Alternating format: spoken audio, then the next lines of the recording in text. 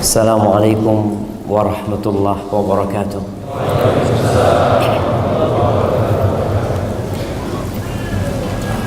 Jamaah, nggak bisa nambah orang di masjid ini. Udah disuruh berdiri nggak mereka? Belum. Antum nggak lihat yang berdiri di luar sana kepanasan? Nah, apa diperbolehkan masuk? Yang di luar? Kita muat-muatin. Iya, ana ngajak jamaah semua untuk berdiri lah sebelum kita mulai kajian. Kecuali yang depannya kamera antum. Tapi nggak apa-apa, kemudian merapat ke depan ya. Terus sudah jangan jauh-jauh, duduk udah. Bismillah.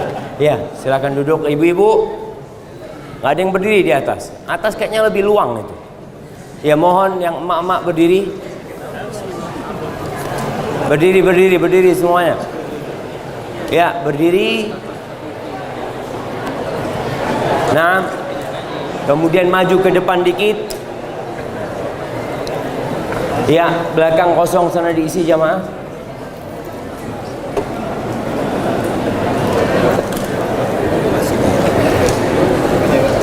Masya Allah. Kabur kemana? Pada maju. Baik, yang ada tempat kosong angkat tangan supaya temennya bisa duduk di sana. Nah, tuh. Sebelah sana. Iya, yang mak-mak udah duduk, nggak usah foto-foto, mak-mak sibuk. Nah, yang udah maju udah duduk. Silahkan duduk yang di atas. Nah, kalau udah full panitia tutup pintunya. Ada yang masih kosong? Ya, sebelah situ kosong, sebelah kiri ujung kosong jemaah. Kasih jalan sana. Harus muter yang luar kayak. Bukan. Masya Allah. Ya, yang masuk ke dalam kayaknya perlu muterin masjid. Tawaf jemaah. Astagfirullahaladzim. Baik, ada buat 2 orang. Tuh ada 2 orang. Maju-maju bagi-bagi kita jemaah. Semoga semua yang sudah meluangkan tempatnya untuk saudaranya masuk surga.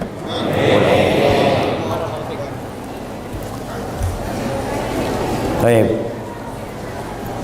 Udah habis.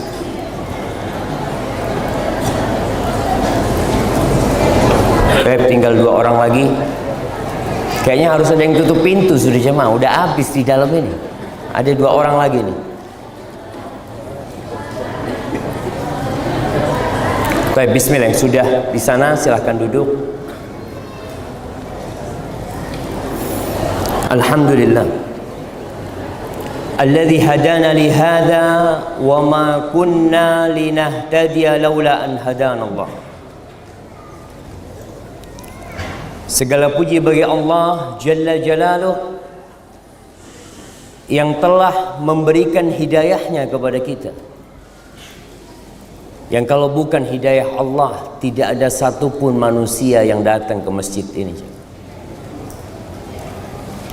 Tidak ada satupun manusia yang suci dan bersih kemudian jadi orang baik. Allah Azza wa Jalla mengatakan, walaula fadlullahi alaikum wa rahmatuhu ma zaka minkum min ahadin abada. Selama-lamanya nggak akan ada yang jadi orang baik. Walakin Allah yuzakki man yasha. Tapi Allah lah yang menyucikan siapa yang Dia kehendaki. Dan Allah lebih tahu siapa yang pantas dapat hidayah.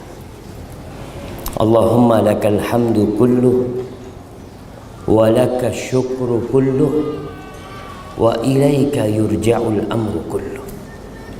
Allahumma salli wa sallim wa zid wa barik wa an'im ala sayyidina wa maulana Muhammadin wa ala alihi wa ashabihi wa man tabi'ahum bi ihsanin ila yaumiddin. Ya Allah, semoga salawatmu, salam berkah dan nikmatmu senantiasa Engkau curahkan untuk hamba kekasih, untuk baginda Nabi kita Muhammad alaihi salatu wassalam. Kita tidak akan pernah mendengar cerita yang lebih indah dari cerita Rasulullah sallallahu alaihi wasallam. Kita tidak akan pernah mendapatkan berita tentang kebaikan seseorang yang lebih baik dari Rasulullah sallallahu alaihi wasallam. Dan kita semua mengaku pengikut Rasulullah sallallahu alaihi wasallam. Kalau sekarang istilahnya itu follower. Kira-kira antum siap nggak jadi follower Rasul sallallahu alaihi wasallam?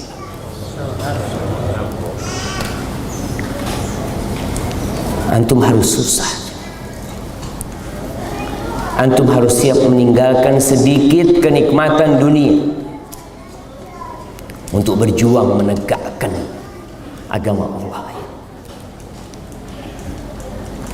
Dan banyak orang yang pandai berbicara, tapi tatkala dihadapkan kepada jalan-jalan menuju Allah, berat buat dia. Kalau hari ini kita berbincang tentang sedikit kenikmatan dunia, tadi ana masuk tempat ini, ana lihat rumah-rumah yang indah. Sebagian mungkin rumahnya tidak di sini, tapi dalam hati berpikir, ya Allah, besar banget rumahnya. Emangnya siapa yang tinggal? Pembantu. Iya. Ada banyak rumah yang menghuni cuma pembantu dan tukang kebun. Besar rumahnya aja. Ana pernah jalan di sebuah daerah, betul-betul ana lihat, ya Allah, ini bukan di Indonesia ini. Tapi teman yang ngantar di mobil mengatakan, Ustaz, tenang Ustaz, ini rumahnya pembantu, nggak ada isinya, nggak ada pemiliknya. Kemana? Wallahu a'lam. Dia punya banyak rumah, tapi sayang tubuhnya hanya satu. Dia tidak bisa gunakan dalam satu waktu untuk tinggal di 7 rumah. Bisa jemaah. Ana punya 7 rumah, separuh kaki ana di rumah sana, tangan ana. Berbincang tentang kenikmatan dunia, mau tidak mau antum suka sama dunia. Siapa yang tidak cinta sama dunia? Nak kasih hadiah. Ada yang tidak suka sama dunia? Allah sudah menanamkan fitrah itu di hati kita, dan kita nggak bisa untuk menghilangkannya. Di surat Ali Imran ayat 14 Allah mengatakan, zuyyina linnas hubbus syahawat minan nisa wal banin wal qanatiril muqantara minadh dhahabi wal fidda wal khaylil musawwamati wal an'ami wal harth dzalika mata'ul hayatid dunya wallahu 'indahu husnul ma'ab. Kata Allah, dicintakan, dihiasi di dalam jiwa manusia cinta syahwat. Yang pertama kepada wanita. Ada yang nggak suka sama perempuan? Ah, Ustaz, ana lihat perempuan seperti tembok, sama aja. Oh, antum harus masuk rumah sakit. Nah, kalau ada orang yang kayak gitu jamaah, jangan dibilang, oh suci orang ini, bukan, sakit orang ini. Mau tidak mau lelaki cinta kepada wanita. Masya Allah, ada titipan satu lagi jamaah.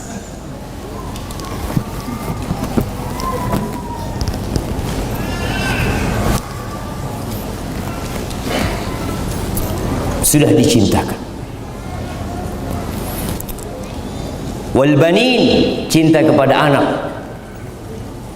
Bahkan kalau antum jadi orang kaya, punya rumah besar, tapi nggak ada anaknya, ada yang kurang dalam kehidupan ini. Apa yang kurang? Jantung antum belum lengkap. Kata Allah, al-mal wal banun zinatul hayatid dunya. Allahu Akbar jamaah. Kenapa orang tua kita sibuk bekerja buat kita? Kenapa orang tua kita bikin kamar-kamar di rumahnya buat kita? Buat anak-anaknya jemaah.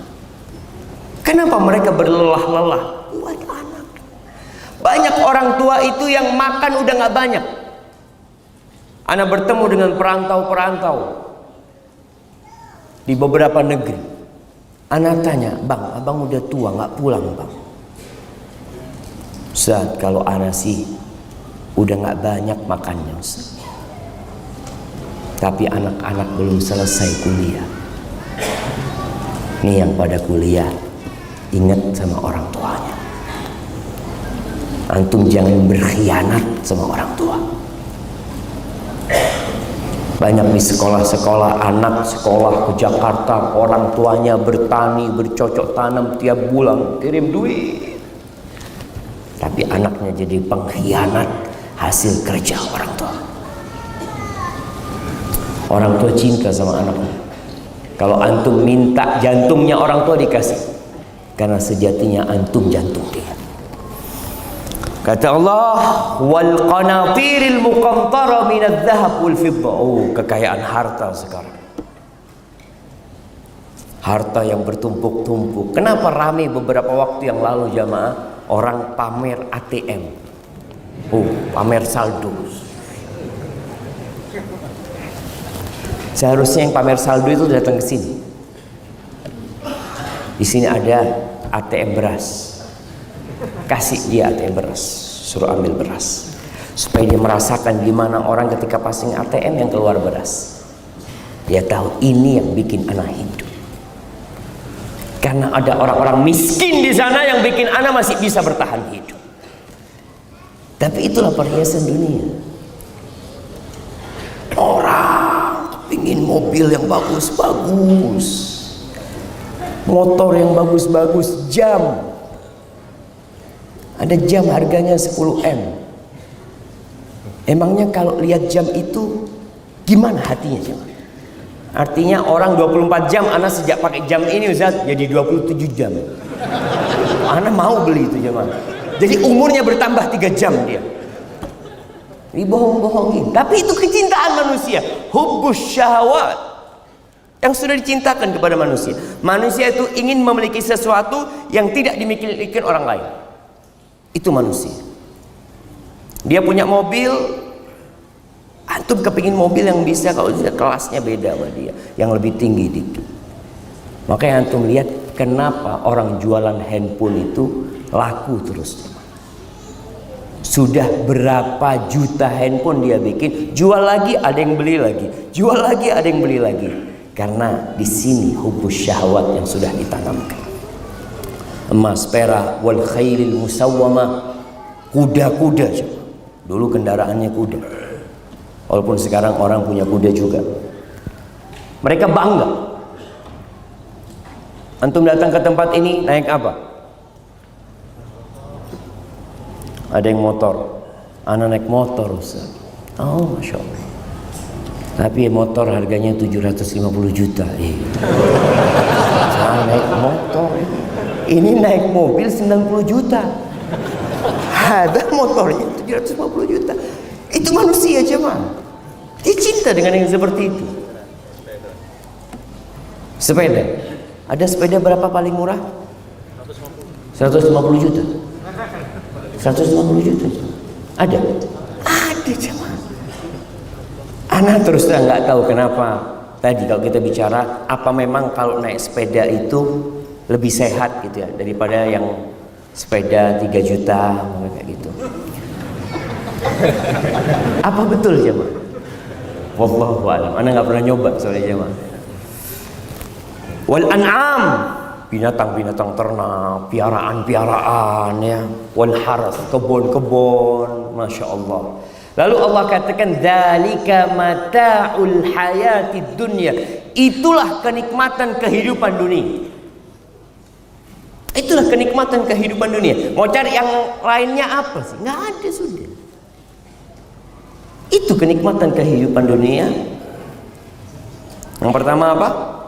Perempuan, anak, duit, kendaraan, binatang ternak, kebun-kebun. Itu kenikmatan kehidupan dunia. Orang sekarang kadang-kala berebut jabatan. Anda mikir, buat apa sih? Capek jadi pejabat itu. Capek nggak jadi bupati? Capek. Tapi apa yang diperebutkan ya salah satu dari yang di sini disebut. Itu kenikmatan kehidupan dunia. Wallahu indahu husnul ma'ab. Di sisi Allah itu ada tempat kembali yang paling indah. Jangan lupa sama Allah Azza wa Jalla. Rasul sallallahu alaihi wasallam nggak takut umatnya fakir, jemaah. Sekarang orang yang berkata, kenapa dia kaya aku miskin? Alhamdulillah kamu miskin. Kalau kamu kaya mungkin nggak datang kajian. Oh iya juga ya. Alhamdulillah. Kata Nabi SAW, wallahi, beliau bersumpah, wallahi mal faqra akhsha alaikum. Demi Allah aku tidak takut kalian ditimpa kefakiran. Aku nggak takut. Wa innama akhsha an tubsata alaikumud dunya kama busitat 'alal ladzina min qablikum. Yang aku takutkan ketika dunia ini dibentangkan buat kalian. Jemaah, antum merasakan apa yang tidak dirasakan Fir'aun. Antum merasakan apa yang tidak dirasakan Fir'aun. Apa yang tidak dirasakan Fir'aun? Buah musim dingin di musim panas. Kulkas, ada kulkas zamannya Fir'aun. Wah, Fir'aun ya mau musim panas minum air dingin, nggak ada. Antum sekarang dalam kondisi nggak punya pun bisa menikmatin dunia ini. AC, kipas angin. Zaman dulu mana ada pesawat. Fir'aun kalau mau berangkat jalan-jalan jauh capek dia zaman. Walaupun dia raja. Sekarang antum, Allahu Akbar, mau berangkat kemana? Ke Mekah. 9 jam ada di Mekah. Rasul sallallahu alaihi wasallam berapa hari dari Mekah ke Madinah, dari Madinah ke Mekah sallallahu alaihi wasallam. Nabi mengatakan, demi Allah aku tidak takut kalian ditimpa kefakiran. Yang aku takutkan ketika dunia dibentangkan untuk kalian. Apa yang akan terjadi? Fatanafasuha kama tanafasuha. Kalian akan berlomba-lomba, bersaing untuk mendapatkannya. Sebagaimana orang-orang sebelum kalian bersaing untuk mendapatkannya. Kemudian hasilnya apa? Semuanya binasa. Gak ada yang berhasil. Karena memang bumi ini bukan tempat bersenang-senang. Rasul SAW pernah mengatakan, jemaah, la taqumus sa'ah, kiamat tidak akan terjadi. Kapan kiamat terjadi? Anak kasih hadiah yang bisa jawab. Nah, Masya Allah, betul, fadl. Kapan kiamat terjadi? Hari Jumat. Hari Jumat. Jumat kapan? Allahu a'lam, itu urusannya Allah. Tapi kan Nabi nyebutkan hari Jumat kiamat akan terjadi. Maka hari yang termulia adalah hari Jumat. Tapi kita sedih ketika hari Jumat orang tua tidak bisa berangkat ke masjid bersama anak-anaknya. Nggak bisa dia ngajarin anaknya dengerin khutbah Jumat. Nggak bisa pulang Jumat dia ngajarin istrinya tuh tadi. Khotibnya mengatakan ini dan itu. Karena kita sibuk bekerja di hari Jumat. Kata Nabi SAW, la taqumus sa'ah. Masya Allah. Antum mau berdiri sampai kapan di sana? Sampai kiamat. Nah, nggak apa-apa. Kalau antum mau berdiri nggak apa-apa. Ada masalah. Lebih besar mana pahalanya jemaah? Yang duduk apa yang berdiri? Yang berdiri telat datangnya.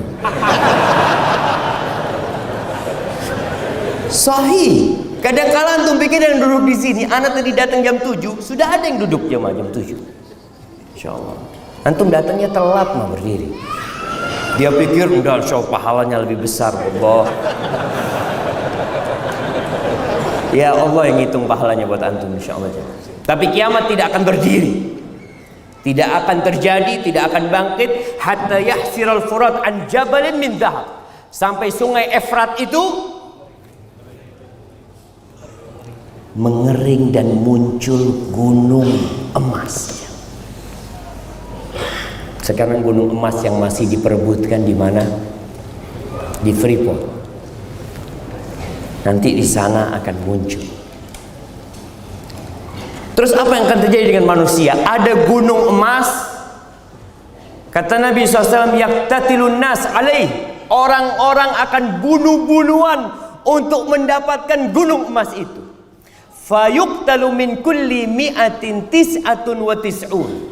Dari 100 orang yang terbunuh berapa? 99. Terus kira-kira satu orang ini jamaah yang menang, duduk di atas emas itu, mau diapain sama dia? Antum mau makan? Antum mau buat kasur? Nggak enak emas bikin kasur. Pernah lihat antum orang tidur di atas emas? Nggak ada tidur di atas kasur. Tapi kalau kasurnya dari emas, nggak akan orang mau tidur. Tapi karena ambisi bunuh-bunuhan, dari setiap 199 yang terbunuh. Wa yaqulu kullu rajulin minhum, setiap orang mengatakan la'alli akunu ana alladhi anju, mungkin aku yang menang. Itu perebutan manusia jamaah. Ana akan bertanya, kalau ada satu yang menang kemudian menduduki emas tersebut, sampai kapan dia akan duduki? 100 tahun? 1000 tahun? Allah mengatakan wa mal hayatud dunya illa mata'ul ghurur. Tidaklah kehidupan dunia ini hanya kenikmatan yang menipu. Kita itu sering tertipu. Tapi ya udah, namanya orang cinta sama harta, mau diapain? Diarahkan kepada yang lebih baik. Kembali kepada pertanyaan, kenapa dia kaya, aku kok enggak, Ustaz?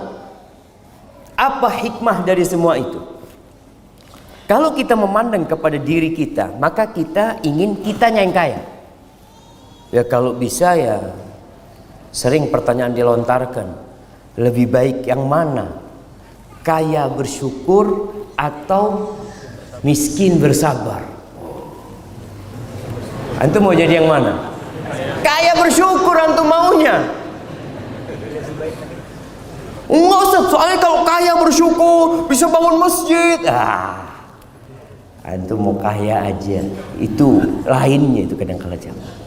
Karena orang berpikir kalau kaya dia lebih nyaman hidupnya, lebih dihormatin, lebih dihargain. Ahibati fillah, Allah Azza wa Jalla melihat kepada kehidupan ini dari semua sisi. Kita melihat dari sisi kita saja. Ilmu manusia itu terbatas.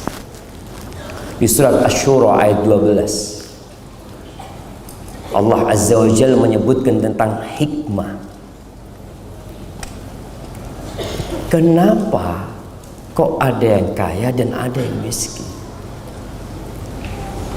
Ada yang sehat dan ada yang sakit. Ada yang kuat, gagah perkasa, ada yang lemah. Allah mengatakan lahu maqalidus samawati wal ard. Bagi Allah Azza wa Jal, tuh semua yang di langit dan di bumi, perbendaraan-pembendaraan yang di langit dan di bumi itu milik Allah Azza wa Jal, bukan milik manusia. Bukan milik pemerintahan, bukan milik kerajaan, bukan milik siapa-siapa. Kita hanya numpang di tempat ini. Makanya sering kali kalau antum baca Al-Quran, lillahi ma fis samawati wa ma fil ard. Lillah, lahu mulkus samawati wal ard. Supaya manusia sadar, kalian gak punya apa-apa. Kalian punya apa? Kata Allah, yabsutur rizqa liman yasha wa yaqdir. Allah meluaskan rizki bagi siapa yang Allah kehendaki, dan Allah takar. Yabsut itu dilebarkan, yakdir itu ditakar sama Allah. Ada yang ditakar rizkinya, nggak banyak dia. Lalu Allah tutup ayat ini dengan mengatakan, innahu bikulli syai'in alim. Sesungguhnya Allah itu maha mengetahui dengan segala sesuatu. Jadi Allah lebih tahu kita ini pantasnya kaya atau miskin. Kalau keinginan semua ingin kaya. Kalau kita buka Al-Quranul Karim, ternyata berulang-ulang kali masalah rizki ini Allah sebutkan. Yabsutur rizqa liman yasha. Allah meluaskan rizki bagi siapa yang Allah kehendaki. Masya Allah. Ana izin minum dulu jamaah.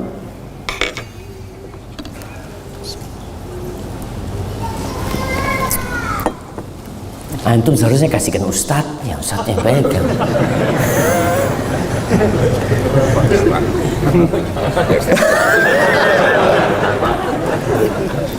Cuma pertanyaan dikumpulin.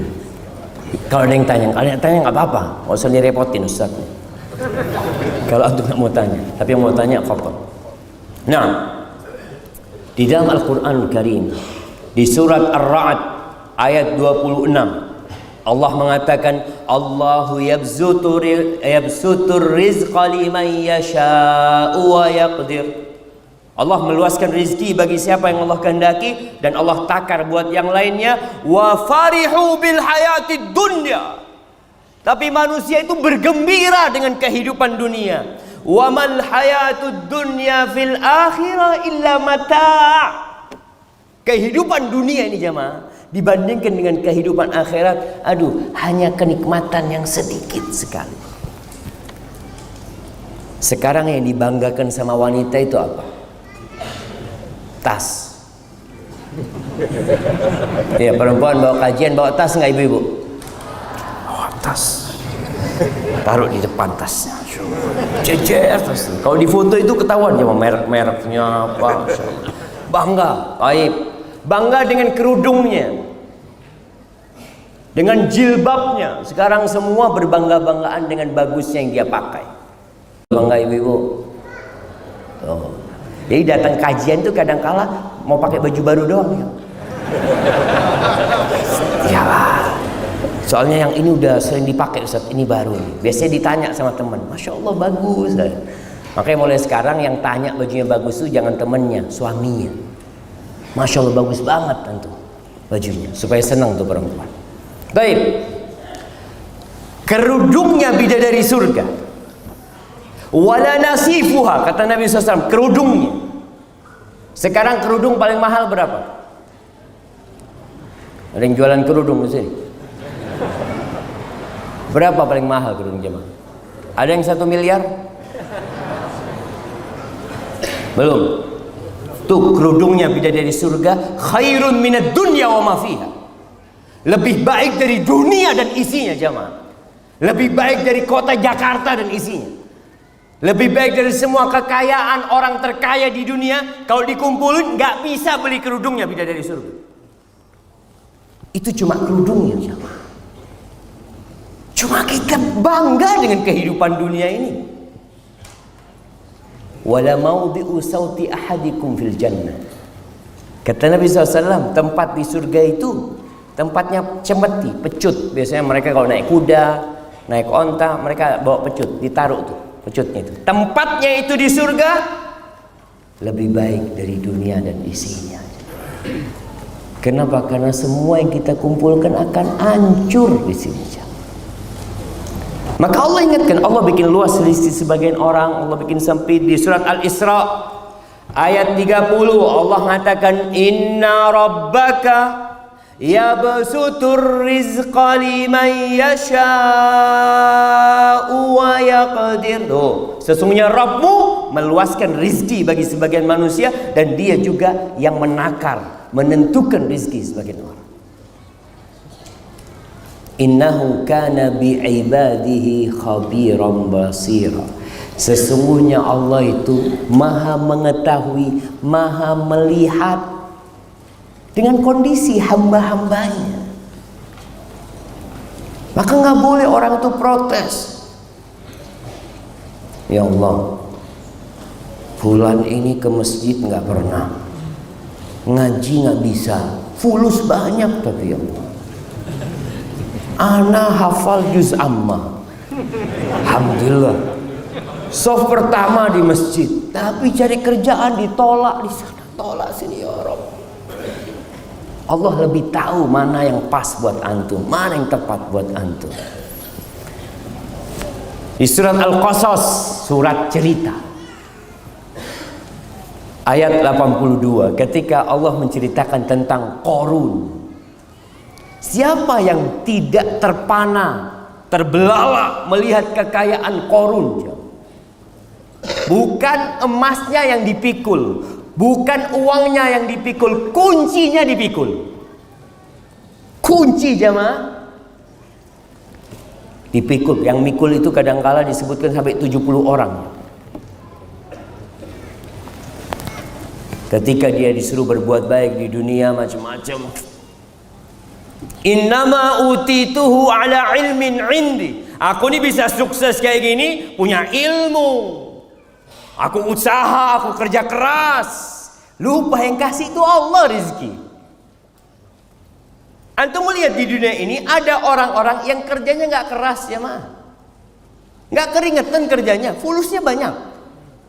Ada yang sampai panas-panas berkeringat, fulusnya tetap dari dulu. Allah makan di warteg terus, ya itu. Mau pindah warung nggak bisa, kata dia. Karena fulusnya cukup dia. Kalau bicara kekuatan, keuletan bekerja, dia lebih ulet kerja daripada antum. Ada orang yang nggak kuliah, kaya.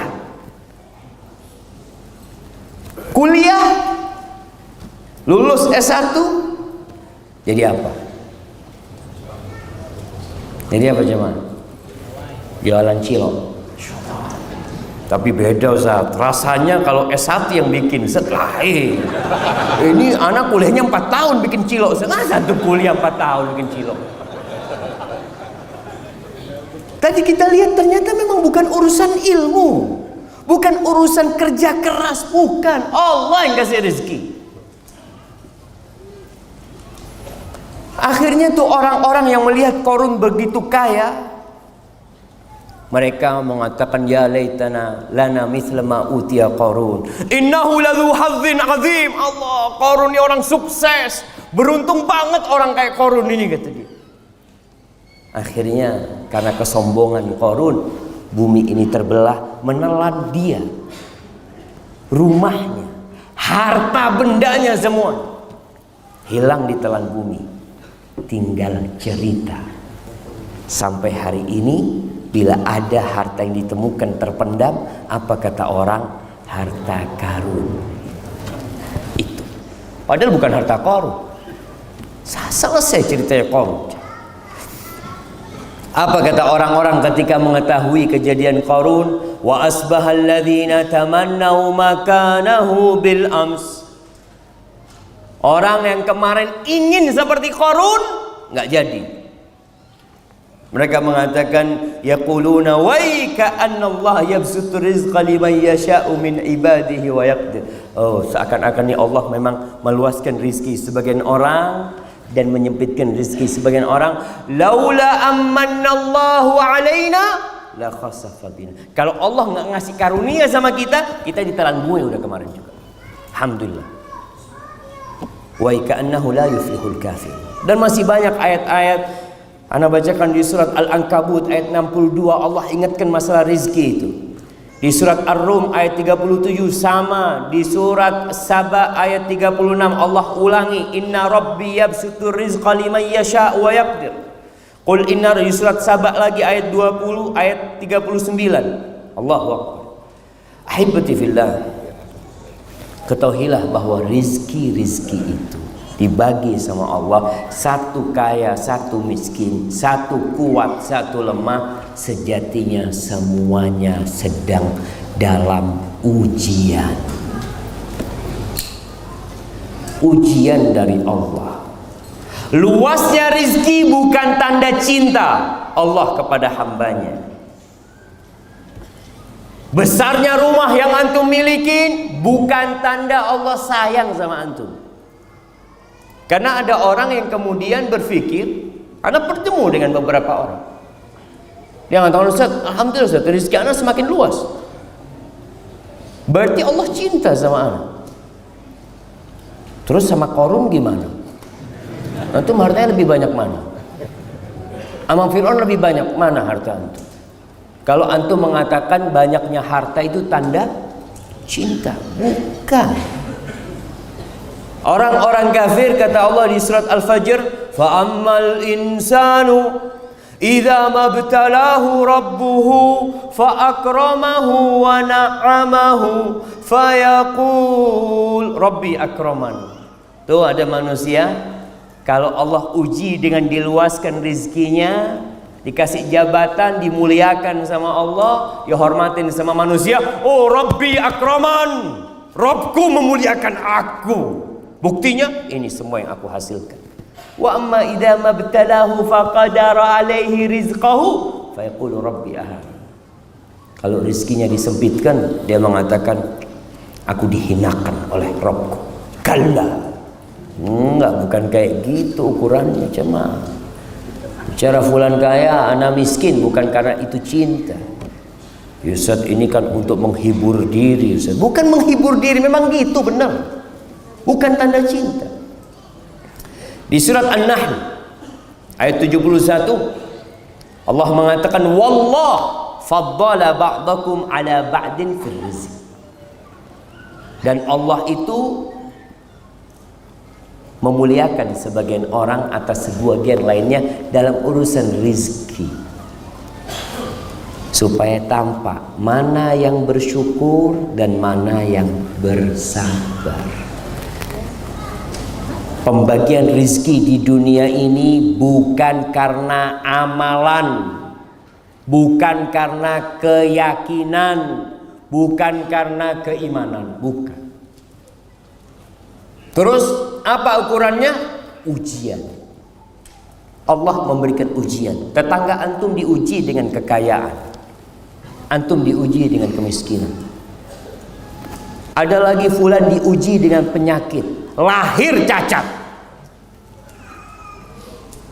kakinya satu, diuji Allah Subhanahu wa taala.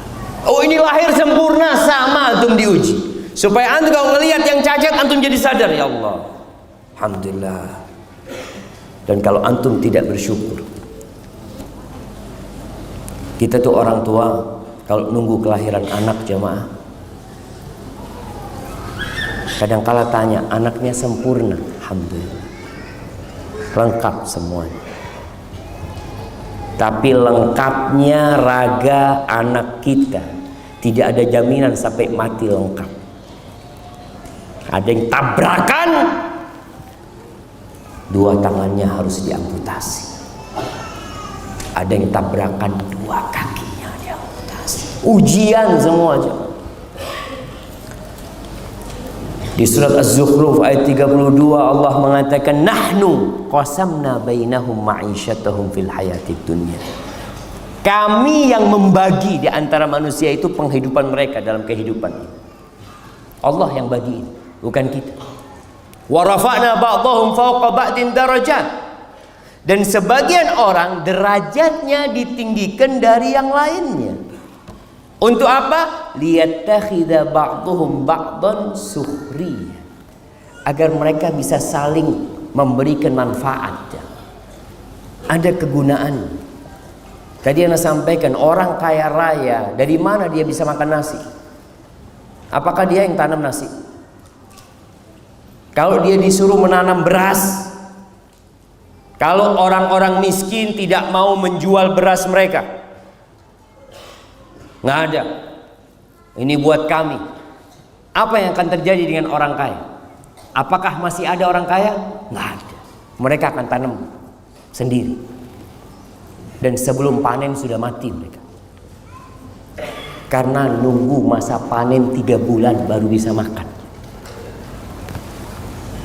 Allah jadikan itu supaya saling memberikan manfaat. Ahibati fillah, ada yang Allah kasih kekuatan, badannya kuat. Ada yang satu lemah. Yang lemah ini Masya Allah, Allah kasih rezeki banyak. Kalau dia suruh bangun rumah sendiri nggak mampu, dia buka usaha sendiri nggak mampu, tapi dia bisa suruh orang lain yang kerja. Hubungannya antara kaya dan miskin ini saling memberikan manfaat. Jangan dipikir kamu kaya, oh aneh yang bantu si miskin. Enggak, antum dibantuin sama si miskin. Kita yang dibantuin sama si miskin. Kalau nggak ada pembantu di rumah kita, antum pikir kita berbuat baik sama pembantu atau pembantu berbuat baik sama kita? Saling berbuat baik. Ada tuh pembantu yang memang perlu uang, sehingga kita gaji mau dia jamaah. Kalau semua orang nggak perlu uang, antum akan kerja sendirian semua. Kemudian kita lihat orang-orang yang kaya disuruh bayar zakat, disuruh bersedekah. Supaya apa? Supaya antum aman hidupnya. Orang miskin itu kalau dikasih sedekah, mungkinkah dia akan ganggu orang kaya? Enggak, fulan baik fulan ini. Masya Allah. Sampai di kampung ana itu ada sebuah rumah milik orang kaya, yang jaga itu bukan satpam. Nggak ada satpam. Tahu siapa yang jaga? Orang kampung semua jaga rumah itu. Nggak perlu. Kenapa banyak orang kaya harus punya klaster khusus orang kaya? Karena dia merasa nggak nyaman kalau hidup di tengah-tengah rumah-rumah orang miskin. Nanti dicuri, nanti apa semua. Itu ada orang kaya yang jaga rumahnya orang satu kampung. Merasa orang satu kampung punya rumah itu. Kenapa? Karena orang itu bersyukur kepada Allah Azza wa Jalla. Dia suka berbagi dengan masyarakat. Sehingga masyarakat itu kalau ngelihat tuh orang kaya dapat rezeki, satu kampung berbahagia. Kenapa? Kebagian dia gitu. Sekarang kan enggak. Orang kaya mau dihabisin sendiri tuh duitnya. Subhanallah jemaah. Mau dibawa kemana tuh fulus? Maka disuruh bayar zakat, kasih sedekah. Sedekah itu kata Allah, khudh min amwalihim shadaqatan tutahhiruhum wa tuzakkihim biha. Ambil dari harta mereka. Nabi disuruh ngambil tuh sedekah, zakat dari harta mereka. Apa tujuannya? Menyucikan hati mereka. Supaya antum tidak berpikir mau hidup selama-lamanya di dunia. Makanya dikatakan sedekah itu burhan. Sedekah itu bukti keimanan. Bukti beriman dengan hari akhir. Antum ketika sedekah, sekali lagi, ketika sedekah jangan merasa antum berbuat baik sama orang lain. Antum sedang berbuat baik sama diri sendiri. Sedekah itu balik ke siapa sih? Ke anak-anak yang perlu sama sedekah ini. Gimana kalau antum kasih sedekah lalu orang itu tolak? Enggak. Anak enggak perlu sama sedekah, anak cukup. Datang ke sana, enggak, afwan. Ya Allah, mau dikemanakan fulusnya? Maka adanya orang-orang miskin untuk menyucikan jiwa antum, untuk menjadikan antum jadi orang baik. Jamaah rahimakumullah, bagi yang miskin, jangan suka mendongak ke atas. Orang kalau jalan melihat ke atas, ya kanan kiri, nggak tahu kalau ada lubang di depannya. Terjerumus antum nanti. Rasulullah SAW mengatakan, "Unzuru ila man huwa asfala minkum." Lihatlah kepada yang di bawah kalian. Wala tanzuru ila man huwa fawqakum. Jangan melihat ke atas. fahuwa ajdaru an la tazdaru nikmatallah alaikum. Itu akan lebih pantas buat kalian untuk tidak meremehkan nikmat yang Allah berikan kepada kalian. Pernah ada satu syekh datang ke penjara, ketahanan nih. Ada satu orang ditahan karena utang. Utangnya ya hampir 2 miliaran mungkin waktu itu. Dia ditahan, akhirnya pihak kepolisian datangkan guru, ustaz, syekh pada waktu itu datang. Katanya fulan mau bunuh diri. Dia mau bunuh diri. Tolong dikasih nasihat. Ya. Datanglah syekh, ngobrol sama dia. Kamu kenapa kondisinya? Iya syekh, anak terlilit hutang, kata dia. Berapa utangmu? Anak lupa jumlahnya, kira-kira dia mengatakan waktu itu 900.000 real. Ya sekarang hampir 3M. Oh kata syekhnya, absyir, cuma segitu hutang, terlunasi. Benar syekh kata dia. Iya kata dia. Iya syekh, anak kalau gitu siaplah untuk melanjutkan kehidupan. Ini kan mau dilunasi hutang. Iya tapi nggak gratis, nanti bayar kata dia. Oh iya nggak apa-apa syekh. Gimana kalau matamu aku hargai 1 juta real, terus ginjalmu aku hargain 500.000 real, kemudian apa jantungnya macam-macam. Saya emangnya anda dagangan, saya tawar-tawaran kayak gitu. Kau kan mau buang semuanya itu. Kau kan mau bunuh diri, dibuang semuanya itu kan. Sekarang dibeli. Subhanallah. Lalu dia sadar, kalau ternyata Allah berikan di tubuh kita ini kekayaan yang tidak bisa dihargai dengan uang. Kita ini kaya tapi nggak bersyukur sama Allah. La in syakartum la azidannakum. Jangan ngelihat ke sono, lihat di tangan kita bisa bergerak. Alhamdulillah, alhamdulillah. Allah akan tambahin kalau kita bersyukur. Kita ini disyariatkan untuk berziarah, mengunjungi, membesuk orang-orang miskin. Walaupun sekarang memang sulit cari orang miskin. Di sini nih ada orang miskin. Nah, apa nama perumahannya? Kebayoran Residen. Ada orang miskin. Ada enggak? Anda tanya. Miskin hati banyak katanya. Nggak ada. Orang kaya nggak mau kumpul sama orang miskin. Memang ada kehidupan materialisme yang diciptakan. Padahal Nabi SAW menganjurkan kita untuk cinta kepada orang-orang miskin dan dekat sama mereka, Sekarang dipisahkan. Untuk kalau masuk orang miskin itu di balik pagar cuma, balik tembok sana. Kalau mau masuk ke perumahan ini harus tinggal KTP. Enggak KTP enggak? Anak pernah nganter istri sama anak-anak. Ya ada perumahan di Jember itu perumahan yang paling bagus loh. Anak naik mobil, diberhentikan sama satpam. Mau kemana? Waduh, mau ke rumahnya fulan. KTP kata dia. Oh, ternyata khusus orang-orang kaya aja. Kita harus masuk. Karena takut nanti mencuri, nanti apa ini itu, ada ketakutan buat keamanan Ustaz. Berarti kan mereka merasakan ketidakamanan. Deketlah sama orang miskin. Nggak apa-apa punya perumahan khusus, nggak apa-apa. Tapi tiap pekan datang ke tempat kampung orang-orang miskin, bawa sumbangan kepada mereka untuk mengobatin hati kita, dan yang miskin pun terobatin hati. Terakhir, sebelum kita masuk ke sesi tanya jawab, Rasulullah sallallahu alaihi wasallam mengatakan, "Innallaha ta'ala yahmi 'abdahul mu'min ad-dunya wa huwa yuhibbuhu." Sesungguhnya Allah menjaga hambanya.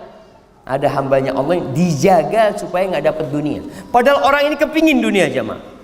Kepingin dia sama dunia, tapi dijagain sama Allah nggak dapat dunia. Usaha bangkrut, ikut ini bangkrut, aduh pokoknya hidupnya susah. Sebagaimana kama tahmuna maridakumut ta'amus syarab. Sebagaimana kalian bagaimana menjagain orang yang sakit, makanannya dijagain, nggak boleh makan ini, nggak boleh minum ini, itu Allah yang jagain. Jadi kalau antum gagal dalam kehidupan ini, udah usaha tapi nggak dapat itu rizki, husnudzon sama Allah. Mungkin memang kalau anak kaya, anak nggak bersyukur. Mungkin. Tapi bukan berarti kemudian antum malas ya. Kalau gitu anak nggak usah bekerja, kerja terus. Karena hitungan kerjaan kita ada pahala. Antum bekerja, cari rizki, pagi keluar rumahnya, dapat pahala asalkan niatnya benar. Nah, apa niat yang benar? Siapa yang mau jawab? Nah, nikmatnya ridha Allah. Yang lainnya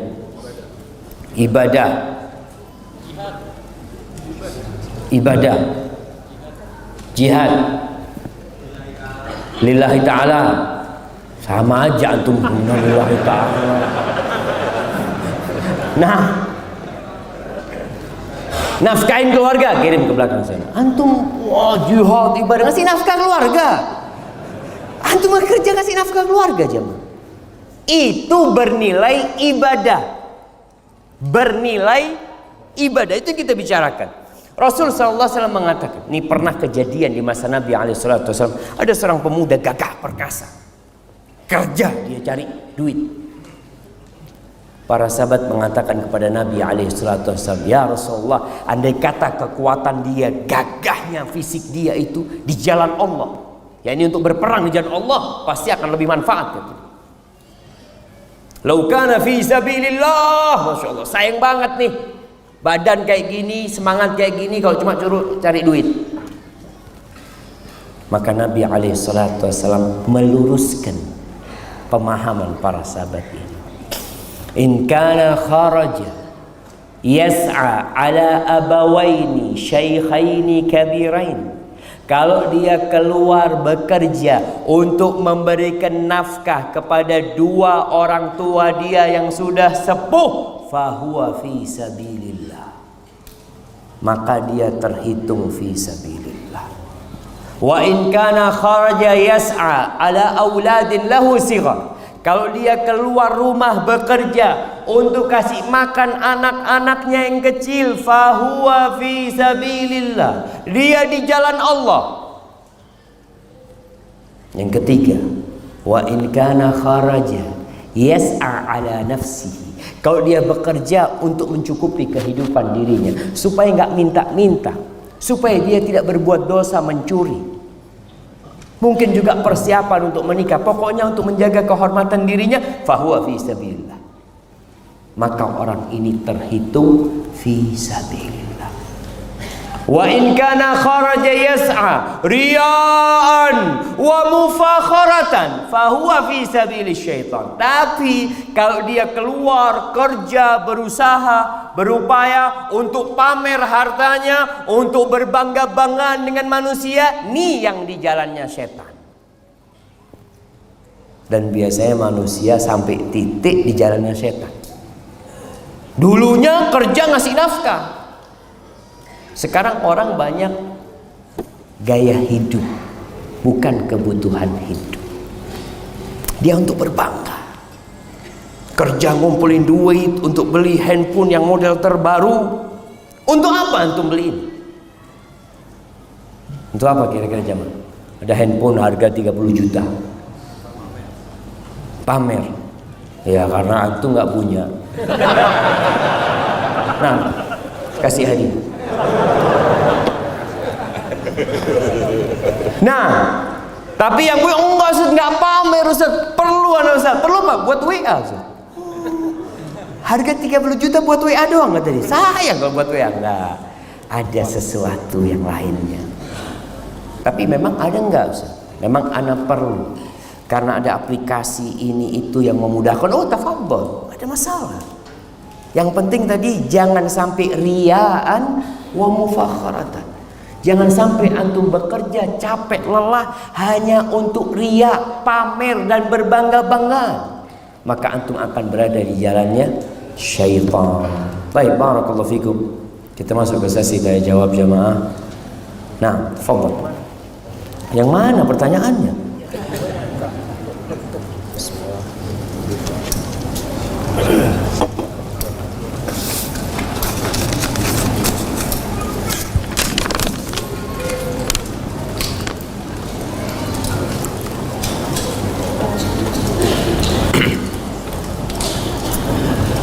Assalamualaikum warahmatullahi wabarakatuh. Semoga Ustaz dan keluarga serta jamaah selalu dalam lindungan Allah Azza wa Jalla. Ustaz, ana sekarang bekerja di hotel bintang 5. Bintang 5 plus di Jakarta. Dan ana menerima gaji dengan servis cas yang termasuk di dalamnya ada hasil penjualan alkohol dari restoran. Mohon arahannya Ustaz, apakah ana harus tinggalkan? Doakan agar ana dapat penggantinya.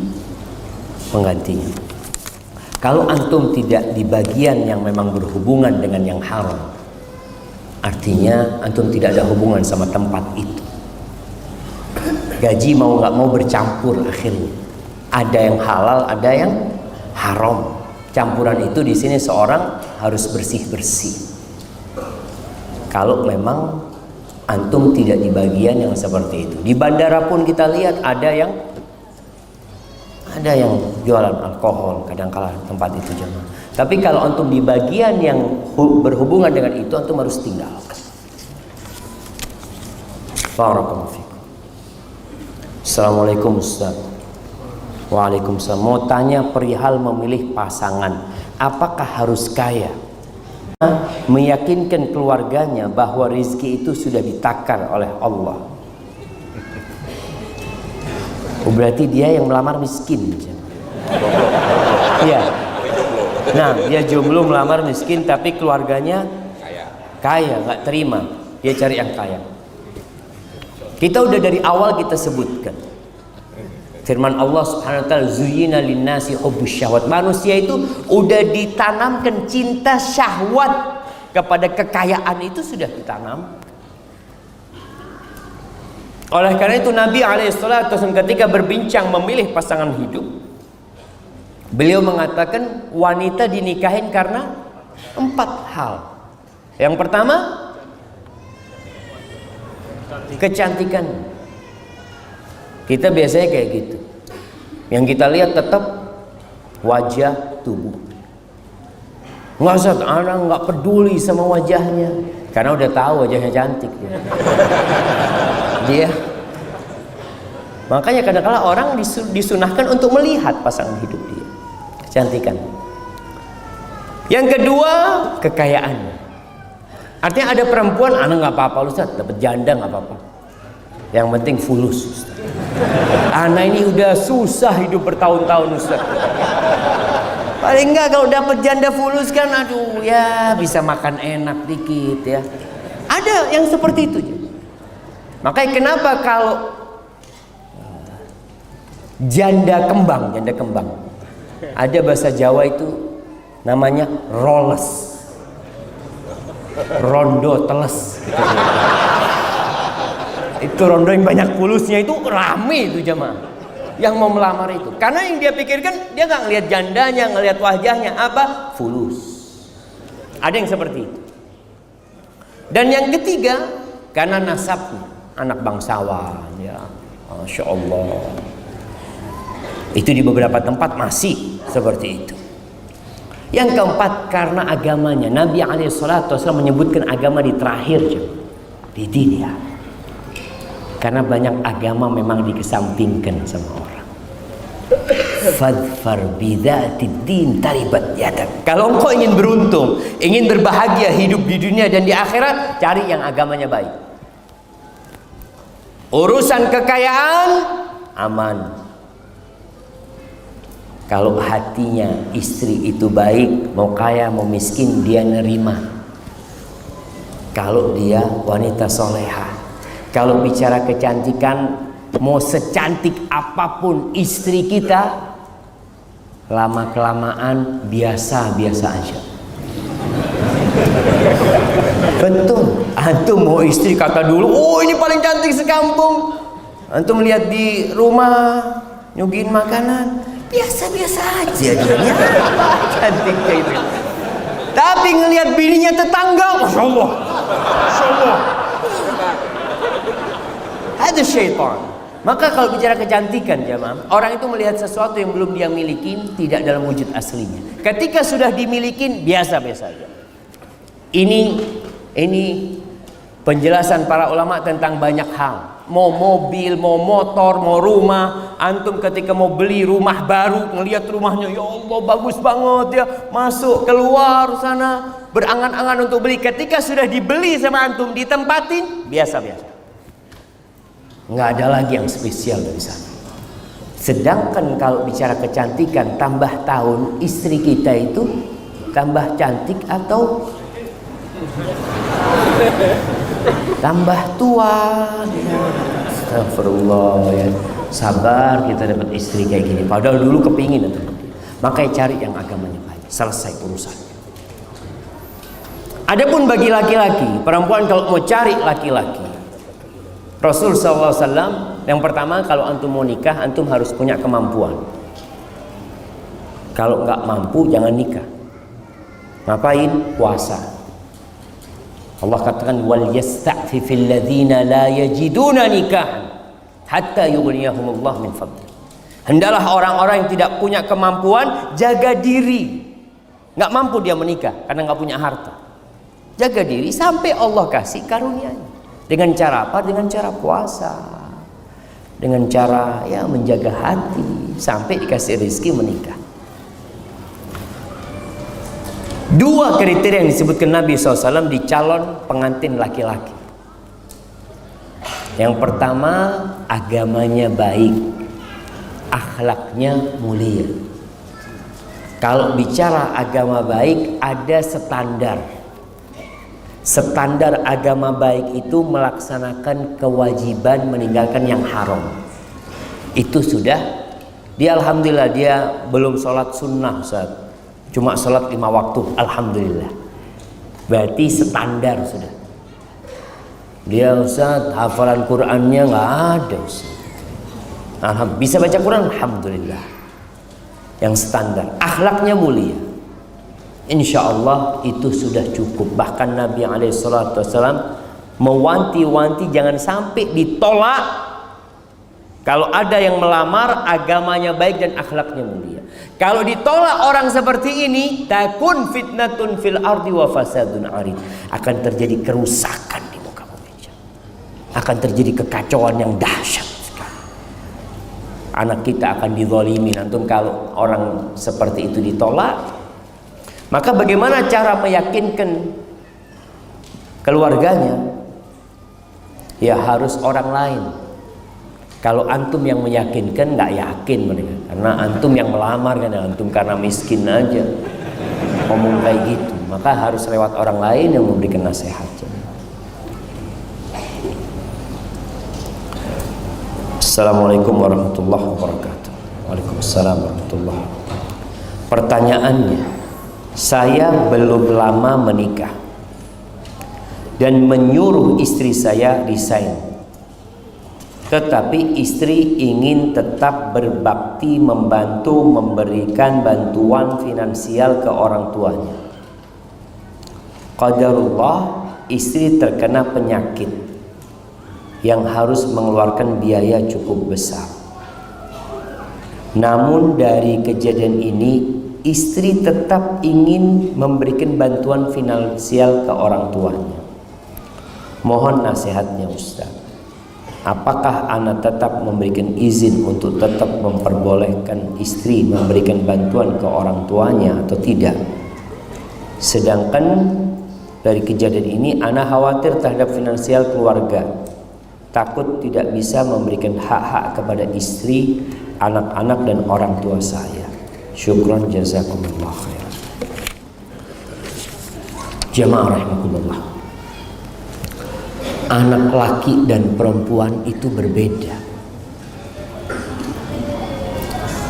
Antum yang belum menikah, ketika punya anak perempuan nanti, atau sekarang yang sudah punya anak perempuan, mendidik anak perempuan ini istimewa. Kalau antum punya 2 anak perempuan, dididik dengan baik, disekolahkan, dirawat, kemudian dinikahkan, tuh anak jadi penyelamat antum dari api neraka. Karena setelah antum menikahkan perempuan itu, antum nggak dapat apa-apa lagi. Seakan-akan hasil kerja antum membesarkan anak itu habis. Beda sama anak laki. Anak laki tetap harus memberikan nafkah kepada orang tuanya. Anak perempuannya enggak, engkau harus nurut sama suamimu, hidup sama suamimu, udah cukup. Engkau bahagia, orang tua bahagia. Tapi orang tua banyak yang enggak paham itu. Banyak orang tua menyekolahkan anaknya dengan harapan anak perempuannya nanti membalas budi orang tuanya, ngasih ke orang tuanya. Seperti anak laki, enggak sama. Karena proses pernikahan itu ada peralihan tanggung jawab. Bagaimana ketika seorang ayah mengatakan kepada menantunya, zawwajtuka wa ankahtuka makhtubataka binti, ku nikahkan kau dengan putriku dengan mahar sekian. Selesai. Suaminya mengatakan qabiltu, selesai, diterima sama dia. Surga dan neraka seorang istri jadi suami. Engkau tanggung jawab di hadapan Allah. Terus bagaimana aku ingin berbakti kepada orang tua? Tetap, kalau bisa berbakti, tetap dia berbakti sama orang tuanya. Tapi tidak menelantarkan tugas dia sebagai seorang istri. Maka nih buat para wanita, sebenarnya cukup menjadi sebuah kebaktian anak perempuan kepada orang tuanya ketika dia tidak pernah menceritakan masalahnya kepada orang tuanya. Bikin orang tua bahagia. Permasalahan di rumah selesaikan sendiri. Cukup orang tua capek besarkan dirimu, sudah nikah masih ngerepotin orang tuanya lagi. Udah, bapak ibu dengar yang baik-baik aja. Punya masalah sama suami, selesaikan baik-baik. Kalau perlu teman curhat, carilah seorang yang bisa membantu. Tapi orang tua kesian. Kalau dengar anaknya ribut sama orang tuanya, anak perempuan, ya Allah, orang tua sedih sekali. Maka tugas seorang suami adalah mendudukkan istri. Diajarin istrinya tentang bagaimana menjadi seorang istri yang baik. Kebanyakan istri ini nggak ada kuliah peristrian, nggak ada. Dia S1, S2 nggak ada belajar bagaimana cara jadi istri. Yang ada belajar bagaimana cari duit. Bukan jadi istri, bukan jadi ibu buat anak-anak. Sehingga banyak rumah tangga yang menghasilkan anak-anak yang tidak terdidik. Karena memang menikahnya bukan dengan seorang yang dipersiapkan untuk menciptakan generasi masa depan. Maka jangan dianggap remeh ibu rumah tangga. Anak usul, pekerjaan ibu rumah tangga ditiadakan, diganti. Ganti apa jemaah? Pencetak generasi masa depan. Kerjanya itu nih, bukan kasih makan sama anaknya, bukan. Anak mencetak generasi masa depan. Soalnya orang memandang ibu rumah tangga, oh ibu rumah tangga ya, nggak kerja ya, nggak kerja. 24 jam mana kerja? Bilang nggak kerja. Karena mereka berpikir kerja itu yang menghasilkan uang. Wallahi jamaah, kalau antum harus gaji istri antum dengan pekerjaan dia mendidik anak antum, nggak cukup semua gaji antum untuk dia. Apa antum akan berikan kepada istri antum? Jagain anak antum dengan cinta dan kasih sayang. Berapa antum akan gaji cinta dia? Kalau babysitter, pembantu, dia cuma karena uang mendidik anak kita. Tapi istri kita dengan cinta dan kasih sayang, dia ngajarin anak kita ngomong dan bicara. Dia ngajarin anak kita jalan. Tahu-tahu antum pulang kerja, anak kita sudah bisa berdiri. Ya Allah, anak kita udah bisa ngomong, udah bisa baca Al-Fatihah. Siapa yang ngajarin? Istri antum. Mau digaji berapa dia sama? Tapi sebagai seorang suami, katakan kepada istri, udah kau nggak usah kerja. Sebagian rizkiku insya Allah untuk bantu orang tua. Rizki yang seharusnya bayar pembantu, bayar apa, udah nggak ada lah. Semuanya untuk bantu orang tua. Insya Allah lebih diberkahin sama Allah Azza wa Jalla. Tapi masalahnya tadi banyak perempuan yang nggak pernah sekolah bagaimana menjadi seorang istri. Wallahu a'lam. Ustaz, semoga Allah merahmati Ustaz dan jamaah sekalian. Ustaz, mohon doanya untuk saya hijrah dari keburukan. Dan ana mohon nasihat sebagai pelajar yang takut kepada Allah Azza wa Jalla. Oleh jamaah teman-teman yang sedang belajar, yang sedang kuliah, yang sedang SMA, berat perjuangan antum. Ana di pesantren 6 tahun, ya sama laki semuanya terjaga. Kuliah sama, ketemu jenggotan semuanya. Itu kuliah di Jakarta. Kuliah di Medina sama aja, Masya Allah. Dan ternyata itulah yang menjadikan kita bisa menjaga diri dari fitnah wanita. Dan ternyata kalau antum lihat-lihat, orang-orang Nasoro di Jakarta ini ada sekolah namanya Canisius ya. Itu khusus laki-laki, Katolik sekolah. Didirikan tahun 1929 masih zamannya Belanda. Belanda udah bikin sekolahan, nggak boleh laki campur sama perempuan. Oh kenapa kata dia? Mau belajar ini. Terus nanti kalau mau kawin ya nikah aja kalau udah lulus. Emangnya anak-anak mau diajarin apa di sekolah kalau harus kumpul laki perempuan? Dan Indonesia darurat HIV sekarang. Na'udzubillah min dzalik. Ana sering sampaikan di beberapa kajian hasil riset Menteri Kesehatan dan Komisi Perlindungan Anak, 62,7% anak-anak itu sudah pernah melakukan seks bebas di negeri kita. Kenapa? Ya karena sistemnya yang ada seperti itu. Anak SMA, anak SMP. Kenapa mereka harus kumpul lagi perempuan sih? Ini yang Nasoro, yang Katolik, yang non-Muslim berani bikin sekolah khusus laki-laki. Dan lulusannya bagus-bagus karena serius sekolahnya. Tapi kalau kumpul sama cewek-cewek zaman sekolah berangkat, kadang-kadang yang dibawa cuma sisir zaman. Bawa buku mas, bawa sisir di sekolah. Wallahi sahih. Maka memang harus sabar. Tapi ke depan insya Allah. Di Malaysia, ada teman Malaysia cerita, Ustaz, di tempat kita ada sekolah yang dibangun Inggris, Ustaz. Inggris yang bangun tempat kita. Tahun 1904 apakah? Dia katakan, khusus laki-laki. Inggris bikin itu jemaah. Subhanallah. Karena mereka tahu sekolah harus serius, harus belajar. Perempuan ini goda, laki juga goda. Coba ketika perempuan sekolahnya semua perempuan, serius nggak dia belajar? Serius, mau ngapain? Nggak ada yang mau digodain. Laki-laki seperti itu. Tapi yang ya mudah-mudahan ke depan lah. Karena tujuannya kita membangun negeri kita untuk menjadikannya lebih baik. Bagaimana caranya? Ya ada studi banding. Islam dari dulu udah ngajarin gitu. Itu orang dipelajari bagaimana Islam membangun sebuah peradaban. Barakallahu fikum.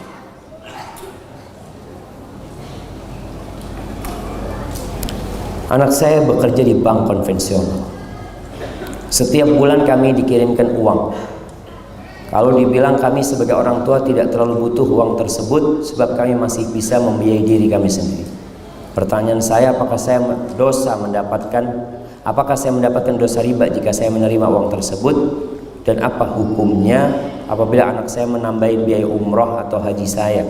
Apakah umroh dan haji saya sah? Jazakallah khairan.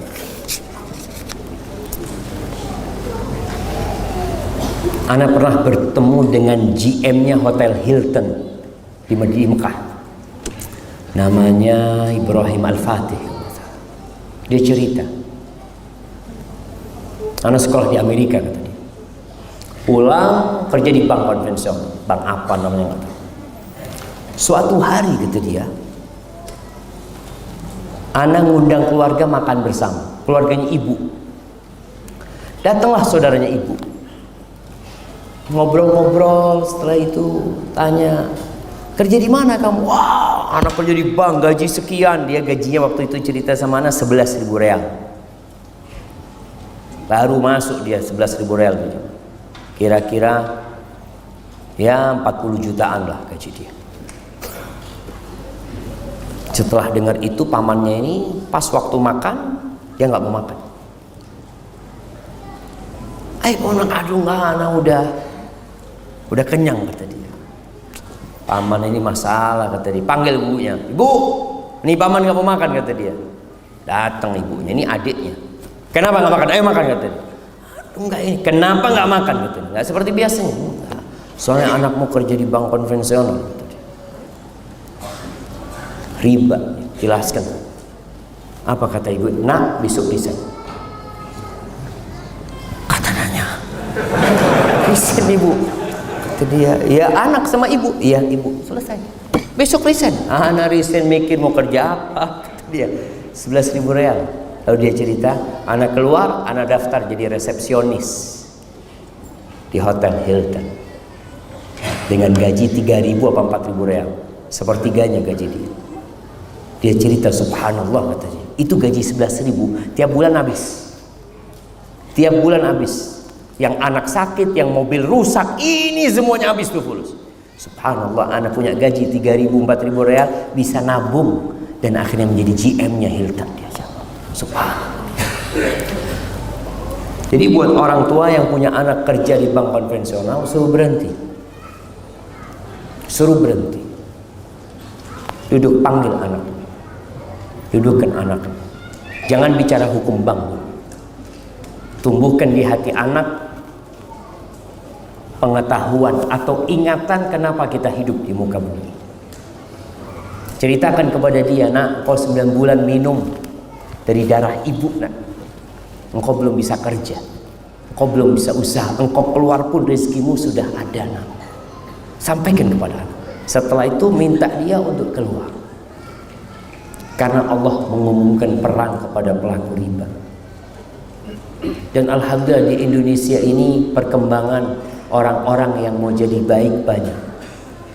Umat Islam mayoritas. Dulu nggak ada bank syariah, nggak ada. Sekarang ketika banyak yang sadar, alhamdulillah tuntutan adanya bank syariah muncul. Walaupun bank itu belum 100% syariah, tapi usaha untuk menjadi syariah ada. Maka sampaikan kepada anak agar dia berhenti.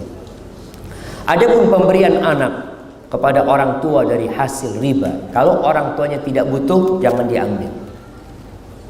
Kalau terpaksa dia perlu sama uang itu, nggak ada masalah. Tapi kalau dia nggak butuh sama tuh duit, jangan.